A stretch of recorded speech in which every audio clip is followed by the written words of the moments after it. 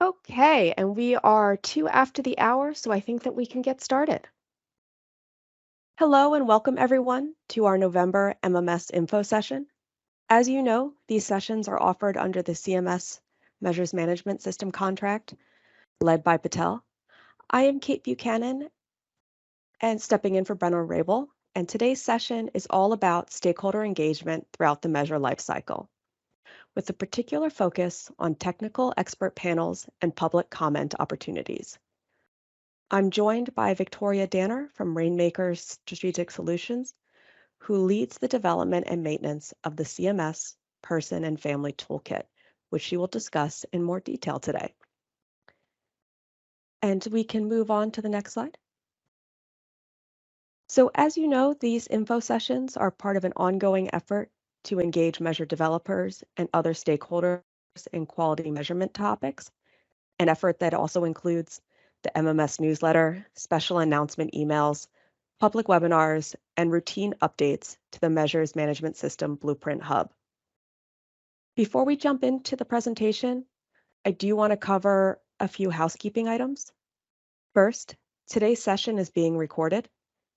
Second, all participants will be muted during the call. We will have an opportunity for Q&A at the end of the call, during which we encourage you to enter your questions into the Q&A feature.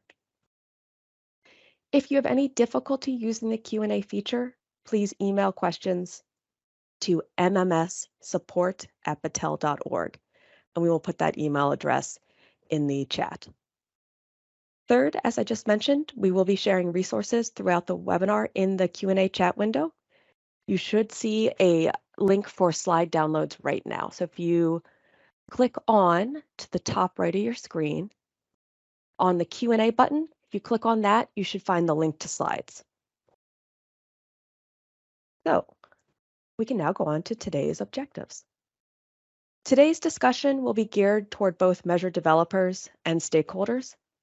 We will begin with the discussion of technical expert panels, first explaining ways that stakeholders, especially parents and caregivers, can identify opportunities to participate in them. Then we will turn the discussion to Victoria from Rainmakers to talk through tips from the PFE Toolkit that may help measure developers effectively leverage patient and family perspectives within their TEPs. Then I'll walk through the ways that patients and other stakeholders can provide feedback on quality measures via the public comment process. Next slide. Before we dive into the details of this discussion, I'd like to anchor us in the measure lifecycle.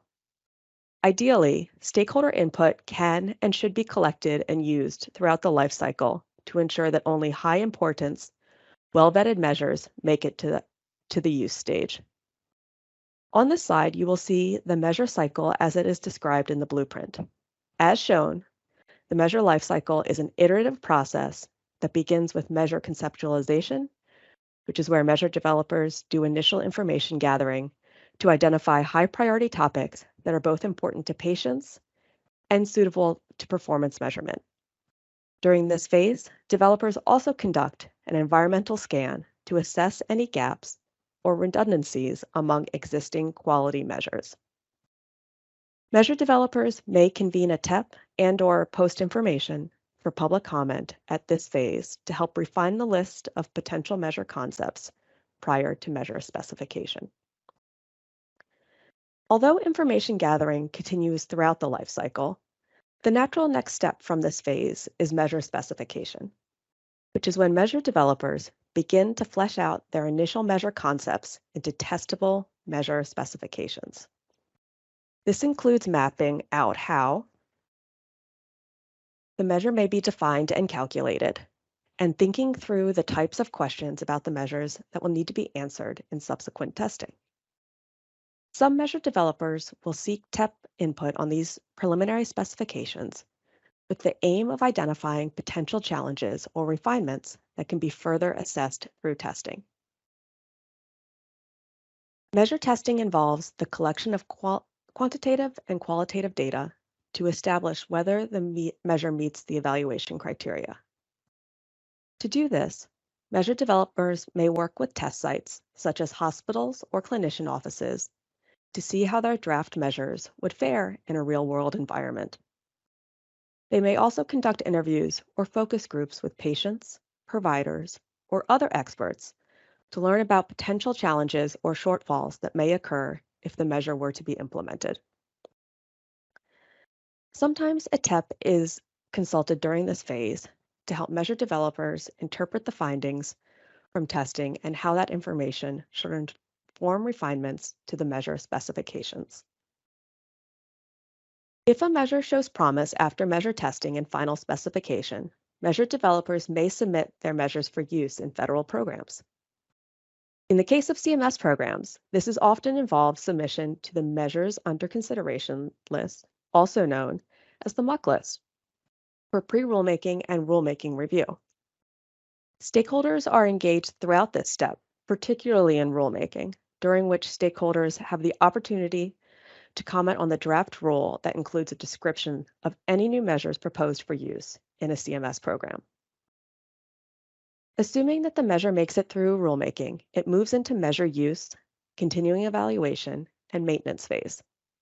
Once a measure is adopted for use in a program, it undergoes annual evaluation to ensure that it complies with up-to-date clinical guidelines, and the triennial comprehensive reevaluations to ensure that the measure is still effective and necessary for use. And I do want to take just a quick intermission to show that our chat is disabled for this. So if you want to look for the resources as well as ask questions, please go 2 more over to Q&A and click on that, and you should be able to see a link. So I just wanted to do that quick housekeeping announcement. Okay, and then we can move on to our next slide. The technical expert panels. We'll transition now to the meat of the discussion. Technical expert panels, or shortened to TEPs. TEPs are made up of a wide range of experts that have a stake in quality measurement. These may include individuals with specific clinical expertise, health IT background, measure scientists, patient advocates, and patients with relevant lived experience. Together, these individuals represent the expertise and perspectives needed to support and guide a measure developer as they take a measure from concept to use. Next slide. In talking through the life cycle, I spoke a little bit about when and how a TEP might be engaged. On this slide, we'll discuss that in a little bit more detail. While every measure developer approaches TEP engagement slightly differently, the overall scope and responsibilities of a TEP tends to look a bit like this. Early on, TEP members may be asked to leverage their experience and expertise to weigh in on new measure ideas or concepts and to provide input on which measures to develop further. TEPs are also frequently asked to review the results from measure testing to provide guidance about potential next steps for that measure. A TEP may raise questions or concerns that need to be addressed through additional testing, or recommend potential refinements to measure specifications based on findings from testing. Further, TEPs can help measure developers determine which, if any, measures under development might be suitable for use in a CMS program. Even more broadly, TEPs can occasionally be convened to think through higher-level topics, such as providing recommendations about policies that impact measure programs, or guiding the development of documents that inform the future of quality measurement activities. Each TEP is specific to the project it's supporting, and there is frequently a need for relevant stakeholders to participate in them. Next slide. Who should be on a TEP? So an ideal TEP is a diverse multi-stakeholder group that includes representation from all of the categories listed here. Individuals, who are sometimes referred to as patients, are invited to leverage their lived experience with a specific condition or treatment as dictated by the needs of a given TEP. Similarly, patient family members and caregivers, that is, those supporting an individual receiving healthcare for a given condition, may be included as well. Similarly, patient family members and caregivers, those supporting an individual receiving healthcare for a given condition, may be included. Most TEPs also include a variety of healthcare professionals who provide care for individuals, as well as other representatives from organizations providing services and support to individuals, such as hospital administrators or clinical practice leadership. Depending on the purpose of the TEP, it may also include measure developers or measure scientists, representing organizations that develop, implement, and maintain quality measures. Health insurance providers, academic researchers, and local, state, and federal government agencies may be included in TEPs if their perspectives are relevant to its goals. Move on to the next slide. So stakeholders interested in participating in a TEP may find opportunities to do so on the MMS Hub, and the link will be in the chat. On this website, which also includes a wealth of important information, including the MMS blueprint, CMS-funded measure developers post opportunities for TEPs, as well as information about current TEPs, including rosters and meeting summaries. A link to the page is available in the chat window. And now we'll move on to the next slide, and I'll introduce Victoria Danner from Rainmakers to review the Person and Family Engagement Toolkit. Victoria? Oh, yes. Thank you so much, Kate, and thank you very much. I'm Victoria Danner. I am the PFE coordinator for the Person and Family Engagement for Quality Measure Development contract with Rainmakers Strategic Solutions. I'm very honored to give a walkthrough of the Person and Family Engagement, or shortened PFE Toolkit for Quality Measure Development, as it is a very helpful tool for PFE partner engagement in measure development projects or any project that involves persons and families. So without further ado, next slide, please. So the concepts and methods described in the PFE toolkit are based on the Person and Family Engagement Process, or PFE process. It is a framework and guide for measure developers, health organizations, patient groups, or even research institutions to collaborate with PFE partners, as Kate said, patients, caregivers, clinicians, or other stakeholders, to produce quality measures that are designed with the unique PFE partner insight. The PFE process encompasses methods or phases that are shaped around strategic planning, staff preparation, facilitation of engagement, and the refinement of engagement methods throughout the duration of the measure development project or process. The phases can be applied to most TEPs and work groups, and even other things such as surveys or even interviews. Incorporating PFE partners in their unique perspectives into one's project may influence the progress of the measure, or even the outcome. So having a standardized process as reference is very helpful. And it is around this that the PFE toolkit is framed, and a lot of the tips and methods you'll see that we'll go over are framed around this as well. So next slide, please. So the Person and Family Engagement Toolkit, or PFE Toolkit, is a document that is updated annually every April. The current edition, the 2022 edition, is available for download, and it should be available in the chat or Q&A, I believe, if you would like to check that out. It is a roadmap or guideline for any organization or individual that wants to partner with patients and caregivers or advocates or any stakeholder for their quality measures project. It's aligned with the most recent strategies and tools and best practices for person and family engagement in quality measures. It also contains ready-to-use templates and tools and handouts for meetings, such as charters, get to know you exercises, and email guidelines to help you along the way in your PFE strategies and collaborations. So next slide, please. So what is exactly inside the toolkit? What makes up the toolkit? So the toolkit is composed of 8 sections, with the 9th section that we'll get to in a little bit. The first 8 sections are aligned with a different phase in the PFE process that feature instructive content that includes guidelines, scenario based examples, and additional resources to help contractors plan their PFE strategies and goals. Examples of sections include strategic planning, how to engage persons and families for your project, onboarding and orientation to help PFE partners be successful and contribute to the quality measure project, and facilitating engagement at different phases of the project and for different PFE partners. So, for example, if you are working with patient partners and advocate partners, those two different groups may have different needs to help them on the project. And the toolkit is there to give you advice and tips on sort of how you want to approach those different groups and provide them with the materials and guidance they may need to work with you. And the 9th section is where you will find the handouts and tools and templates that measure developers and other organizations can use for their projects. And we will see examples of those at the end. Next slide.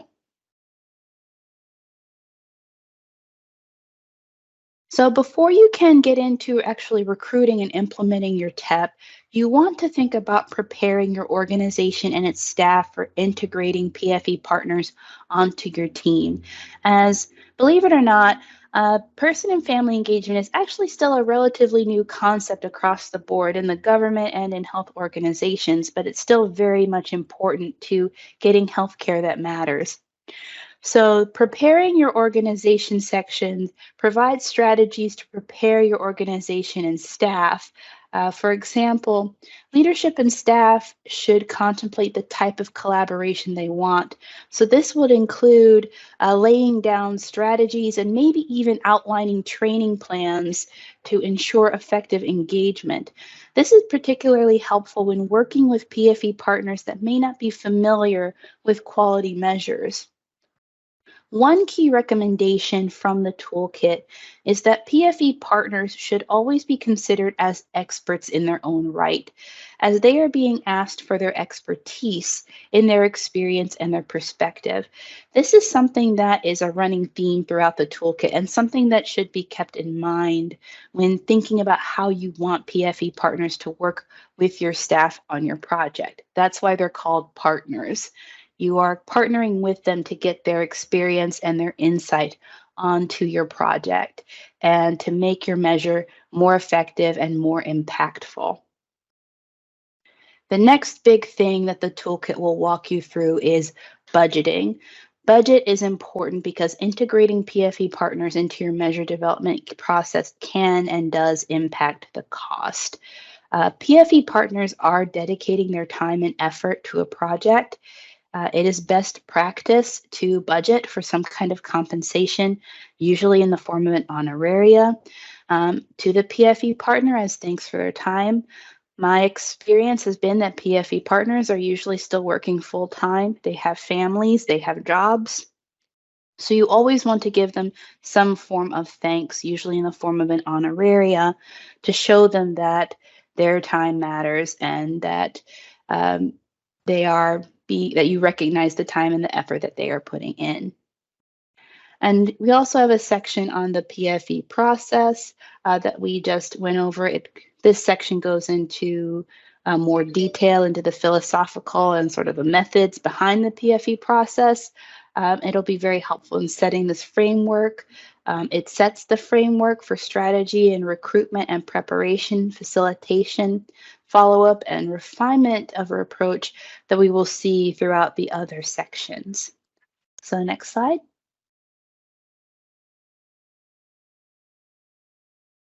So after we have studied the PFE process and have prepared our organization for our TEP and for engaging our PFE partners, the strategic planning sections and how to engage sections help provide guidance on purposefully planning and assessing one's PFE goals in collaboration with PFE partners and how best to engage them on the project. Depending on the type of measure and duration and other factors, the goals and collaborations of a measure project and for the measure project team can be influenced by timeline, PFE partner criteria. So, for example, are you working mostly with patients and families, or are you working with clinicians, or a combination of the groups? Type of measure. Is this a patient reported outcome measure or an electronic clinical quality measure? Or measure engagement like a TEP or a focus group or interview. These can influence your needs and desired outcomes for engaging partners. And taking these into account, your team can compose a strategic plan on when and how and where you want your PFE partners to contribute and work alongside your staff, and start thinking about how you want to build that collaborative relationship, and then lead you into your strategic planning about how you want to engage your PFE partners. This is an important and fascinating part of the engagement process in the toolkit because PFE partners have unique experiences, and the best mechanism will help you capture that experience in the best way possible. So, types of mechanisms, we just went over the TEP. The TEP is probably the most common form and the most lauded form. It's also a very long-term engagement when it comes to person and family engagement and quality measures. A major benefit is that you can build a relationship with your PFE partner and pull feedback from them at different stages of the measure development process and really focus on building that relationship with them. In contrast, you have the one-to-one interview or surveys, which are very helpful if you need short-term feedback on a measure at a specific stage, on a specific topic like messaging or framing. And other sort of short-term framing, things like that, if you just want feedback on like a website, for example. And in thinking of how you want to engage, you should also take this opportunity to really iron out the specific roles and characteristics of your PFE partner. I touched on PFE criteria a little bit on your measure and PFE goals and collaboration, and this is when that really comes into play. If you are, for example, reviewing a measure that is focused on patient-reported outcomes or inpatient care, you may want to think about how you wish to engage patients who have undergone certain procedures or received inpatient care for a certain condition, who can share their experience with you on a TEP. Also, depending on the technicality of your measure, you may want to consider more experienced PFE partners and want to work with a recruiter like Rainmakers who can match you to PFE partners who are more experienced in quality measures in development. So, for example, a risk management reassessment measure may require PFE partners with knowledge in that area. So, strategic planning and how to engage will really give you tips and strategies on how you can really think about how you want to go about finding the perfect partnership that you're looking for and the collaboration you're looking for, as well as the characteristics of the PFE partners. So next slide, please. So now we have gotten to the part where we have outlined our strategy for engagement, we have chosen our engagement mechanism and identified our desired characteristics for our PFE partners and chosen the type of collaboration and the way we wish to engage. We can now move on to actually the recruitment part and onboarding and orientation sections of the toolkit. Recruiting diverse voices should be of utmost importance to ensure inclusive and balanced and equitable feedback to your project. And the recruitment section will make sure you hit all of those points each time. There are two main processes an organization can take to find PFE partners for their project. So you can start from within or internally. You can build your organization's capacity to identify and recruit persons and families independently through networking and building relationships with existing groups that represent the types of PFE partners you want on your project. The toolkit offers contacts to organizations, as well as tips on how you can reach out to them, as well as email templates on how to introduce yourself by email or through social media. You can also select an external organization if you wish to partner with another organization to identify and recruit persons and families on your behalf. This can be an organization that has pre-curated relationships with varied PFE partners that can identify the right partners for you and take care of the recruiting process. An example of this would be the Person and Family Engagement Network, which is run by my own company, Rainmakers Strategic Solutions, on behalf of CMS. Whatever route you decide to take, something you want to keep in consideration is also timeline. So due to a lot of time-sensitive nature of measure projects and time needed to recruit PFE partners, one recommendation provided is you allow 30 to 60 days to identify, interview, and onboard PFE partners to a project. And it can sometimes take more or less depending on the nature of the project. So the toolkit will also walk you through ways that you can sort of factor that into your planning. Speaking of which, that then brings us on to onboarding and orientation. This section contains processes to prepare PFE partners to engage with your organization on your project. So you really want to focus on building a strong rapport with PFE partners, which is key to making them feel free to sharing their insight on a project. And the reason why I bring this up is that when you're sitting on a panel, if you're a patient or a family caregiver, if you're sitting on a panel with clinicians and researchers, this can be very intimidating.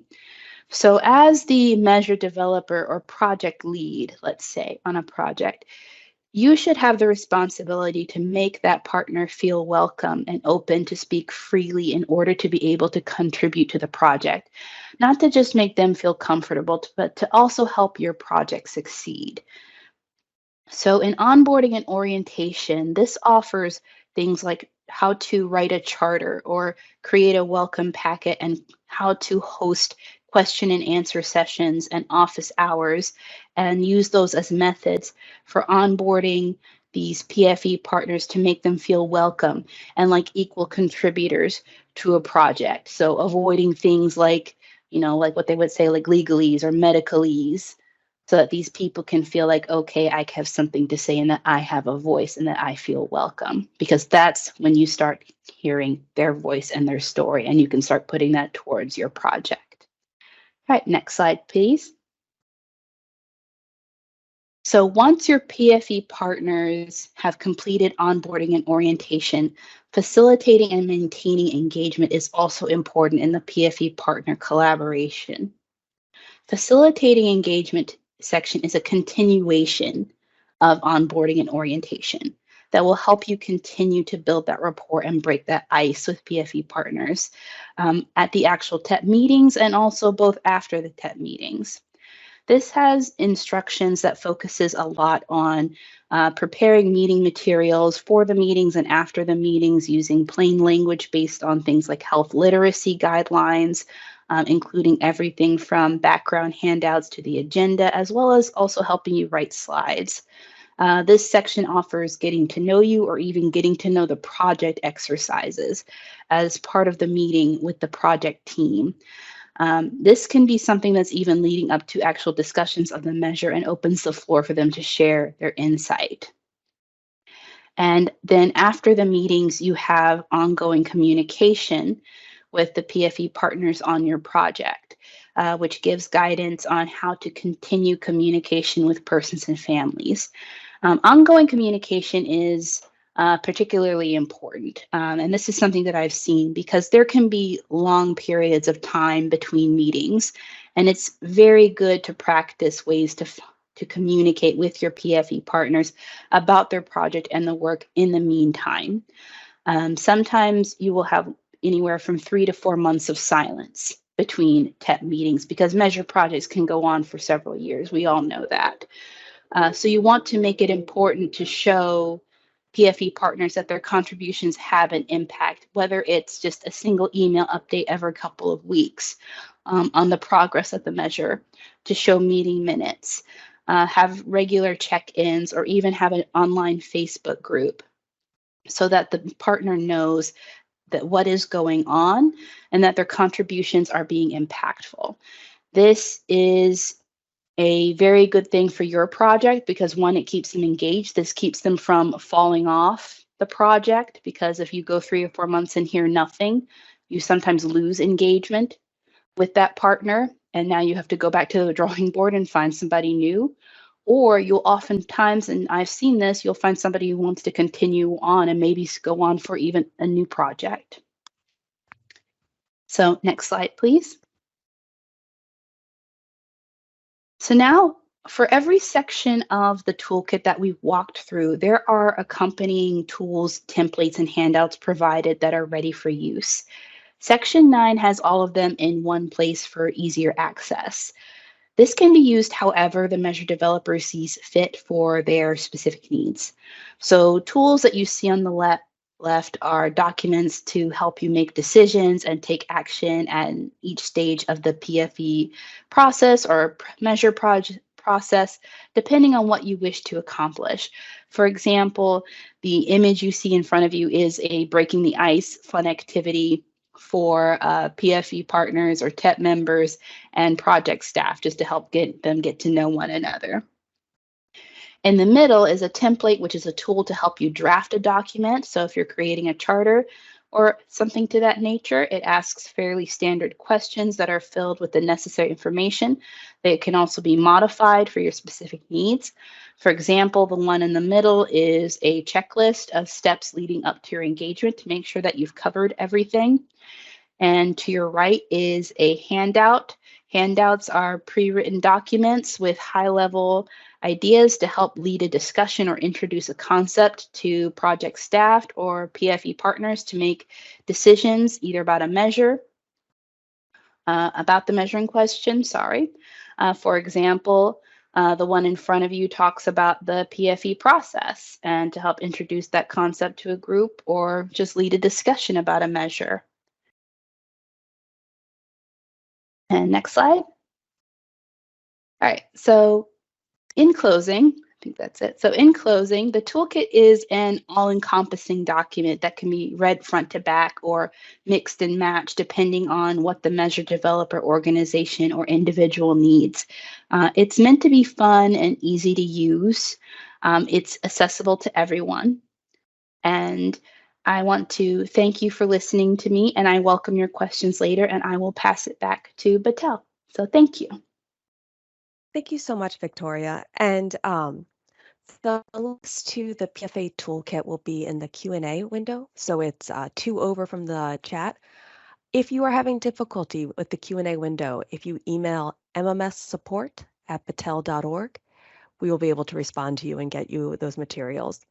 Additionally, the slides are on the MMS Hub website, so there are a bunch of different opportunities, but we will, if you don't see any of the links in the Q&A or if your Q&A is having difficulties, please do email mmssupport@battelle.org. Okay, so earlier in the presentation, we briefly discussed public comment.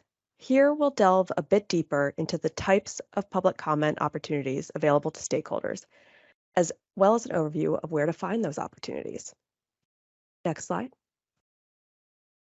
CMS and its contractors value public comment, both during measure development and later, during implementation and use. Posting materials for public comment ensures a transparent process that promotes balanced input throughout the measure lifecycle.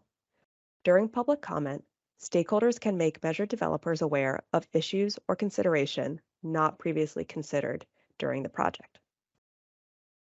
Outside of measure development, CMS and its partners leverage public comment opportunities to collect input on proposed measures, measures under endorsement review, and so on. Next slide. Today we'll focus on 2 types of public comment opportunities, those related to measures under development and those related to measures being proposed for use in a CMS program. For measures under development, measure developers post public comment opportunities to the MMS Hub website, similar to TEP opportunities. For these opportunities, members of the public are invited to submit their inputs directly to measure developers, providing input on measures before it's submitted for use in a program. Measures up what comment may be at varying levels of development when posted based on the timing and types of feedback needed by the developers. Once a measure has undergone full development and CMS decided to consider it for use in a program, there is yet another opportunity for public comment. CMS will create a draft rule which includes, among other things, a list of any measures being proposed for use in a program. The proposed rule is posted to the Federal Register, a link of which will be shared in the Q&A window. Members of the public are invited to then comment on that proposed rule via the Federal Register website, where all comments will be shared publicly. Next slide. To find opportunities to comment on measures under development, stakeholders can visit the MMS Hub Get Involved page, where measure developers post information about current and past public comment opportunities. Current opportunities will include important information about each measure under review, along with submission instructions. The website also includes summaries of comments from prior public comment opportunities. Next slide. To find opportunities to comment on measures proposed for use in CMS programs, you have two options. First, you can create a free account to the Federal Register to set up a subscription to documents published by the Centers for Medicare and Medicaid Services. In doing so, you'll receive email notifications each time a new proposed rule is posted for comment. Alternatively, you can go directly to the Federal Register website and do a keyword search for a specific program or measure. This approach does not require an account, but it's worth noting that it can be difficult to find what you're looking for given the sheer volume of documents housed there. This is because the Federal Register includes official publications from most federal agencies, not just CMS. Next slide. Once you've successfully identified an opportunity for public comment on the Federal Register, you'll come to a page that looks something like this. Here you'll see an opportunity to comment on a proposed rule related to long-term care facilities. The page will include a summary of information about the proposed rule, along with links to the PDF of the full rule. Once reviewing that information, you can click on the green button on the top right, and here we've circled it in red, to submit your feedback. Next slide. Unlike comments for measures under development, comments made via the Federal Register are public, so be sure not to include any personal health information or any other information you wouldn't want to share publicly in your comments. If you are providing comments on behalf of an organization, be sure to include that organization's name and your contact information. Finally, be very specific about your support or concerns for a measure. Cite examples from the literature or from your lived experiences that support your comments. Next slide. So there are 3 great ways to stay in the loop about current public comment opportunities listed here. The MMS newsletter includes announcements about current, ongoing TEP, and public comment opportunities. The Federal Register, as we mentioned, their subscription will notify you of current opportunities to comment on federal rules. And finally, you can visit the MMS Hub to view opportunities to participate in TEPs or public comment for measures under development. Next slide. Okay, so that concludes our formal presentation. We will now have an opportunity for Q&A. You should be able to submit a question via Q&A. If you click on the window, and then you will see a little icon that says Ask a Question. If you post on there, click on there, you can fill in your question and submit it to us. We will accept questions throughout the remainder of the presentation. And if for any reason, as I've mentioned, if any reason the Q&A is just not your friend today, please email questions to mmssupport@battelle.org. And so with that, we can begin. And it looks like our first question is for Victoria. And the question is, who could benefit from the Person and Family Engagement Toolkit?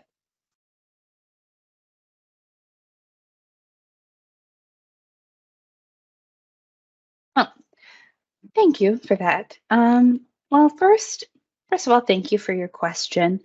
Who could benefit from the toolkit? A lot of people could benefit from the toolkit, really. We, first of all, we did, while it does say that it is for measure development and it is geared towards measure developers, it is, the concepts were built around the idea that patients and families can be involved at any stage or should be involved in any measure development process. So we think that the measure developers, as well as any health organizations working within CMS, can use the toolkit for any type of measure development, any type of, sorry, losing my train of thought, can use the toolkit to help them integrate person and family engagement into their project and to get persons and families involved. Uh, Persons and family engagement is very beneficial to measures as patients and families can shed light on areas that data can't capture or explain. For example, identifying barriers to care and accessibility. Patients and caregivers can give that insight that you wouldn't be able to find on a data point. Um, the toolkit is gives you that how to. So we have things like I explained in my presentation, like how to write a charter. So a charter, for example, is a tool that states the objectives, that states the role and the purpose of the TEP, for example, as well as the role and expectations of the measure developer.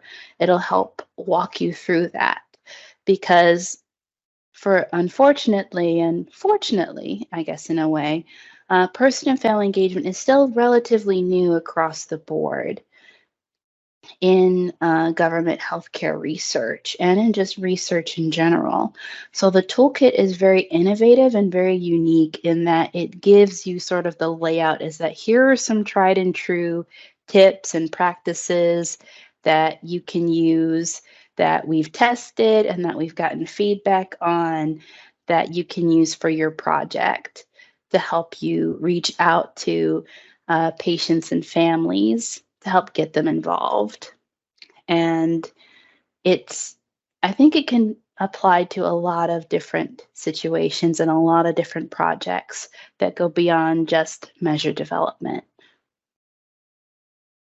Thank you so much, Victoria. And while we have you on, we have another question, which is, does Rainmakers have specific guidance on how to be more inclusive for Indigenous, Black, and other diverse families and communities to provide feedback regarding their clinical experiences?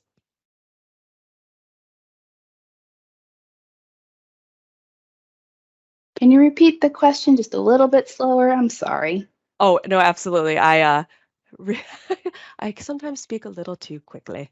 So the question is, does Rainmaker have specific guidance on how to be more inclusive for Indigenous, Black, and other diverse families and communities to provide feedback regarding their clinical experiences?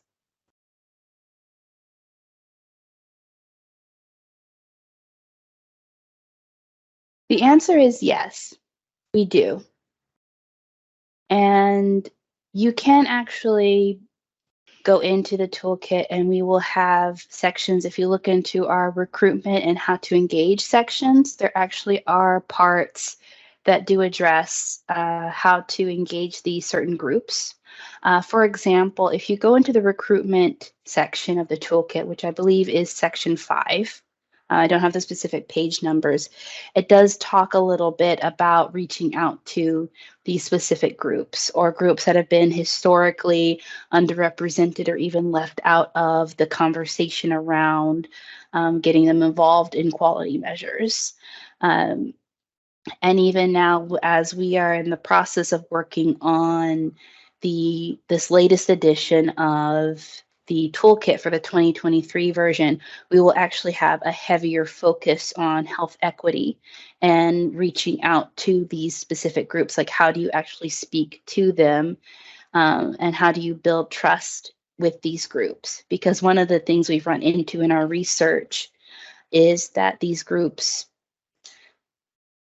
have are very hesitant to work with the government. And I'm sure these are things that measure developers have run into as well. So we run into some things, and we've actually come up with our own recommendations that we're actually going to include in the 2023 version of the toolkit as well. But if we have measure developers who are working with who are working to look who are working with these groups right now, or who are looking to recruit these groups right now, they can actually contact us directly. Kate, if you would be so kind as to include my email in the Q&A or in the chat, or I think it's at the end of this presentation. If anybody has questions for me, they can reach out, and we'd be more than happy to offer them like specific guidance on what it is they're trying to do. We'd be more than happy to do that as well. Absolutely. And I am going to put your email in right now. So Victoria's email is, and it's in the question phase, but it's also victoria.danner@rainmakersolutions.com. And actually, Jake, if we could go back to slide 7, the Victoria's email is at the bottom, and that might be easier for people to see. So yeah, if you look at the bottom, victoria.danner@rainmakersolutions.com, and that's how you can get in touch with her. And we can leave that up there for the next question. So the next question we have is, could you explain the differences between comments on the Federal Register and the MMS Hub? Are they the same thing? And the answer is no, they're not the same thing. There are some important differences between the two. So opportunities posted on the MMS Hub are for measures under development. So those are measures that developers are still working to refine, to develop into a fully specified measure. And it's a real opportunity during that development phase to get involved. This is before they are submitted for consideration for any CMS program. It's before they're put on the MUC list. This is the nitty-gritty development. And then measures developed on the or measures posted on the Federal Register for public comment. Those are measures that are fully specified, developed. They are being proposed for a CMS program. So as they are, and that's a really there are other things in that rule, but that's one of the aspects in the rule, and it's a really great opportunity to provide feedback to the federal government on some of the proposed measures and whether their appropriateness for the program that they're intended. So that's a really great opportunity for feedback to get to CMS. And I think I am looking through, and I think we may have come to the end of our questions, but I do strongly encourage everyone. Oh, wait, nope, there's one more. So it's, how do TEPs engage with measure developers? Is it a one-time interaction, or are there multiple points of contact? And that's very, it depends on the TEP, and it depends on the purpose. Some TEPs are convened for one-offs, and they have a very specific goal. Some are convened throughout the measure development process, and as testing comes in, they're reconvened to provide feedback on recommendations and refinement. So it really depends on the measure as well as what the TEP's goal is. So sometimes they can be one-offs, sometimes they can be a continual form of engagement. So with that, oh, go ahead. Oh, no, that kind of goes back to my earlier comment in my presentation about why you want about that ongoing communication and why that is important. So if you have a TEP that is a one-off, like if that's one and done, then you do want to have some sort of follow-up with your TEP and say, like, thank you for your contributions. This is what came of it. This is how it contributed, or this is how it impacted the project. So it gives the TEP the satisfaction of having some kind of closure. But like Kate was saying, if you have TEPs where it's like sometimes they'll disperse for months and then they'll reconvene, that's why having that ongoing communication is so important, because from the TEP members' perspective, they just go out and then they just go about their lives. So while you might be continually working on different aspects of the measure, from the TEP members' perspective, they're like, okay, fine, they'll just leave.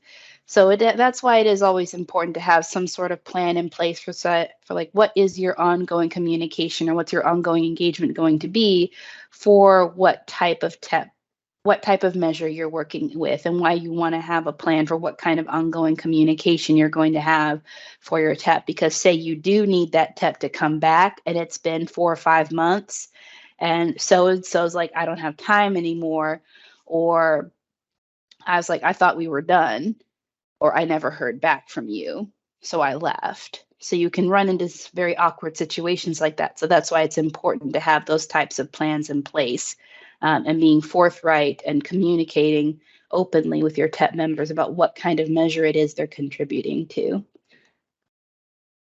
Very good points. Thank you very much. And so, Jake, I think we can move to our upcoming events. Yes, our announcements. Excellent. So we will be having our next info session at the end of the month on November 30th. So right after Thanksgiving, everyone's feeling good, feeling well fed, and it's going to be on the Measure Lifecycle overview. It's on a Wednesday from 2 to 3 p.m. Eastern. In general, all of our info sessions are on Wednesdays from 2 to 3 p.m. Eastern. And the registration link for the info session will be put into the Q&A. And then I'm also going to ask if Jake could put it in the chat, because I know that sometimes that helps people as well. So the registration will be right there. It will be on November 30th.